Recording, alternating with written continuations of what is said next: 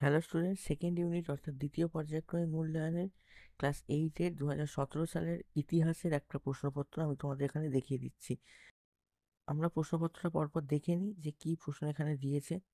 এখানে দেখো, প্রথমে দেওয়া রয়েছে কি, যে সঠিক উত্তর নির্বাচন করো, পূর্ণ বাক্যে লিখতে বারণ করেছে, শুধু উত্তরটা লিখতে বলেছে। দাদন কথার অর্থ হলো অগ্রিম অর্থ, আপওয়ার্ড, বেগার শ্রম।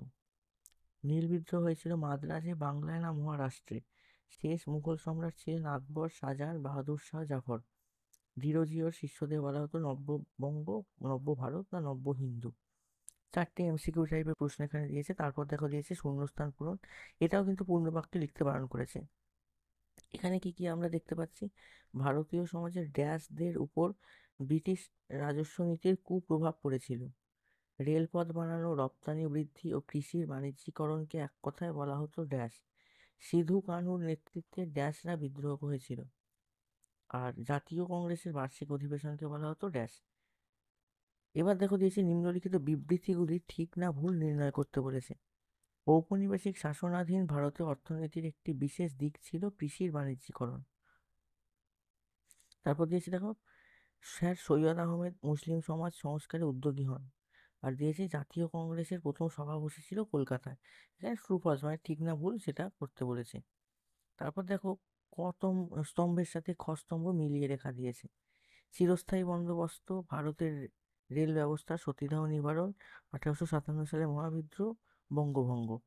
ওদিকে আছে কি, কে চালু করেছিল বা কে বন্ধ করেছিল, এইরকম যে Lord Canning, Lord Dalhousie, Lord Cornwallis, Lord Curzon, Lord Bentinck. এগুলো দেখো সবই কিন্তু শর্ট প্রশ্নের মধ্যে। আমরা দেখিনি কোনো বড় প্রশ্ন এখানে দিয়েছে কিনা। এখানে দেখো আরো অতি সংক্ষিপ্ত উত্তর দিয়েছে, মানে 2 নম্বরের দুটো। মধ্যবিত্ত কারা, এইভাবে একটা প্রশ্ন এসেছে। আর সম্পদের বহির্গমন বলতে কি বোঝো।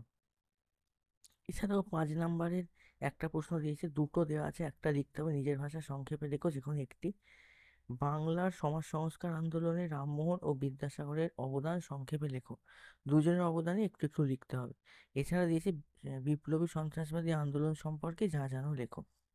তো দেখো, এই ছিল প্রশ্নপত্রটা। তোমাদের বেশিরভাগ স্কুলেই কিন্তু 3টে চ্যাপ্টারই পরীক্ষায় হয় ক্লাস 8-এর ইতিহাসের ক্ষেত্রে সেকেন্ড ইউনিটে। তোমরা চ্যাপ্টারগুলো আগে ভালো করে পড়ো, তারপরে প্রশ্নগুলো দেখবে। তারপরে অনেকদিন এখন দেখো স্কুলও ছুটি রয়েছে, তোমরা ভালো করে বাড়িতে পড়ো। পড়ে তারপর তাও যদি এখানকার কোনো উত্তর তখন না পাও খুঁজে, তাহলে আমাকে অবশ্যই জানাবে, আমি কমেন্টে উত্তর দিয়ে দেবো। তোমরা আমাদের চ্যানেলে নতুন হলে চ্যানেলটিকে সাবস্ক্রাইব করে রাখো, বন্ধুদের সঙ্গে ভিডিওগুলো শেয়ার করো। দেখো, সেকেন্ড ইউনিট এখন অনেক দেরি, কিন্তু আমি আগে থেকেই কেন ভিডিও দিচ্ছি প্রশ্নের, যাতে তোমরা প্যাটার্নটা বুঝতে পারো। আর আমার কাছে প্রচুর প্রশ্নপত্র রয়েছে, তাই এগুলো তোমাদের সুবিধার্থে আমি ভিডিও আকারে আপলোড করে দিচ্ছি। দেখা হবে পরের ভিডিওতে।